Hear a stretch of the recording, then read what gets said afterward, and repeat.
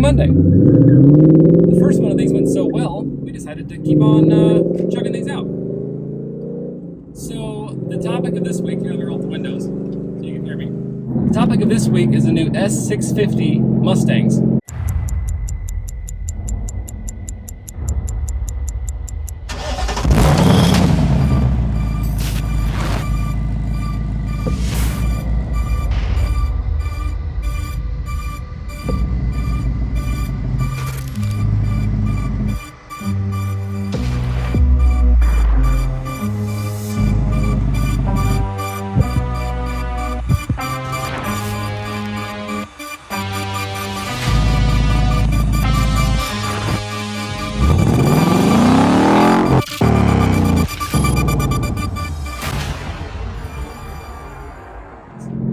At the time of filming this, they just came out yesterday, and so there's not a whole lot of information on them, but I've read a lot of what I can, and so I wanted to talk about my thoughts on it and get your guys' thoughts and opinions on them as well, and see what you think about this new direction that Ford is going. The S650.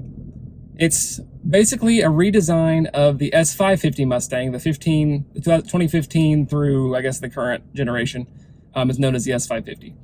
They did a facelift in 2018 that kind of added the more like European style headlights. To me, it was an improvement over the original look. That was a update from the body style that I'm driving, the 2011 through 14. So they came out with 3 new trim levels of the S650. They've got the EcoBoost, which is of course the turbocharged 4-cylinder Mustang, which to me looks kind of like a Ford Taurus from the front. You can see kind of the big open grille is very similar to that, and it just looks kind of like a businessman's car. Like, kind of harkens back to the original days of the Mustang, where there's not really anything super special about it, but it's a faster looking car, very professional, very corporate, I'll say. Then they came out with the GT, obviously, which is kind of their staple. That's what they've had ever since 1965, is they've had a GT version of all their cars. And that one has some interesting design decisions, I think, made onto the front grille there. They added a whole bunch of these weird, like, little dividers and chunks and stuff to the grille, and so it made it look really kind of like chopped together. And it looks like someone like ran out of time, and like where they're just like, okay, I'm gonna throw all this junk in here together. The Dark Horse was the 3rd trim level that Ford came out with that absolutely, I think, was what we were hoping to get out of the new version. The front end is so much better than the other two, especially the GT. The GT just looks it's not great, but it's got some better use of the front space there. It's got these cool little trim pieces underneath the headlights. The Dark Horse has a much fuller face and a much fuller rear end. Has the like a little bit of a diffuser there. All of the rear ends look so much more aggressive than the current one. They have that crazy jagged incline there underneath the spoiler there that goes kind of into the deck lid and actually affects the taillights as well. So I really dig the rear end of this car, like more so probably than I have any Mustang in the last, probably since the 60s. I really like this. I think it's a really well done, modernized version of what the S550 rear end could have been. All that being said, I think the Dark Horse is going to be basically what we've had for the Bullet and the Mach 1 on the previous generation cars. Basically just a fancier version of the GT with a couple upgraded race-inspired, track-focused stuff. It's going to have a little bit more horsepower, a little probably different tuning. It's going to have bigger brakes. It's going to have better suspension. All that kind of stuff. Just making the GT a better driving, better handling, faster car. That's all it's going to be. Horsepower wise, I don't think they've released any official numbers yet, but the EcoBoost is in the like 300 range. GT's like 480, and then the Dark Horse, which by the way I think the Dark Horse harkens back to a S197, the earlier generation S197 Mustang.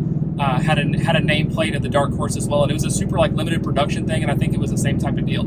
So it's interesting that Ford has brought this back kind of out of left field. I guess they're pulling all the stops out for the last hurrah of the gas-powered muscle cars. Speaking of performance, they have actually included an option for you to have a 6-speed manual thank goodness. As someone who has owned and been around Mustangs pretty much since I was able to drive, my dad had the 66 that we rebuilt on this channel, or restored. I guess it wasn't a rebuild; it was a restoration.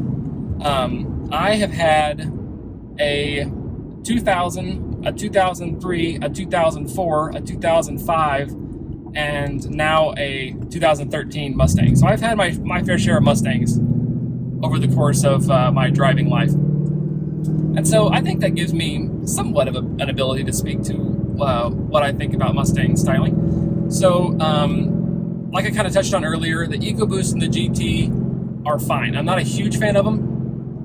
The Dark Horse is what really shines. And so I think that once they start coming out with these GT and EcoBoost, what you'll probably be able to do is buy, some of the facelift parts off of like LMR.com or American Muscle and get that front end like you would want it and not have to pay the super higher price for that Dark Horse edition. And finally, Ford has given us some wheel options that aren't hideous.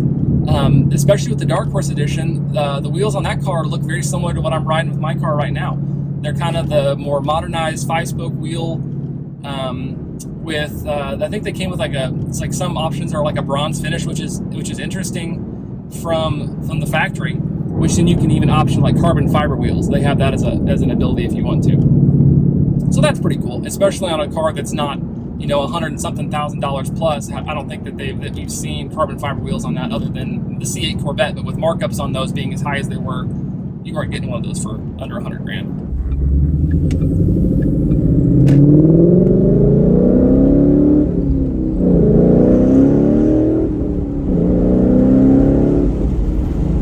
The other thing that they have drastically changed is the interior on these cars. We've got a flat bottom steering wheel now from the factory.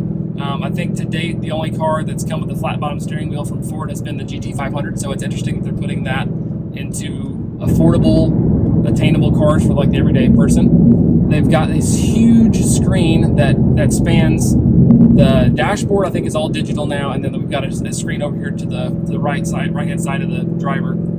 And of course, with you got the manual transmission, so there's still a stick there, and a pretty cool leather wrap looking e-brake we've got as well. We've now got all white Recaro seats available in the Dark Horse edition as well, and possibly other editions. It depends on maybe if you can option those yourself.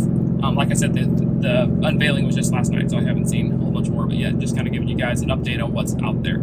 So that's about it. Those are my thoughts on the new S650 Mustang. Tell me what you guys think down in the comment section down below. Do you like the direction that Ford took this new car? Do you think it's a good step towards the modernization of a classic muscle car, or do you think they are going way too far in the opposite direction? They need to bring it back to maybe even where my car was at, 13 and 14. I know a lot of people who think this is the last great version of the Mustang. The last non-European styled, kind of like more Americanized muscle car. So yeah, let me know your comments down below and tell me what you think, and whether or not you enjoyed this video. If you did, make sure you give it a thumbs up down below, and make sure you hit the subscribe button so you can know when we upload. And we appreciate you guys watching so much. See you next time. And always remember, don't retire it if you can rebuild it. Thanks so much, guys, for tuning in and watching this week's episode of Rebuild It. Make sure you subscribe so you don't miss out on any awesome content. Have a good one.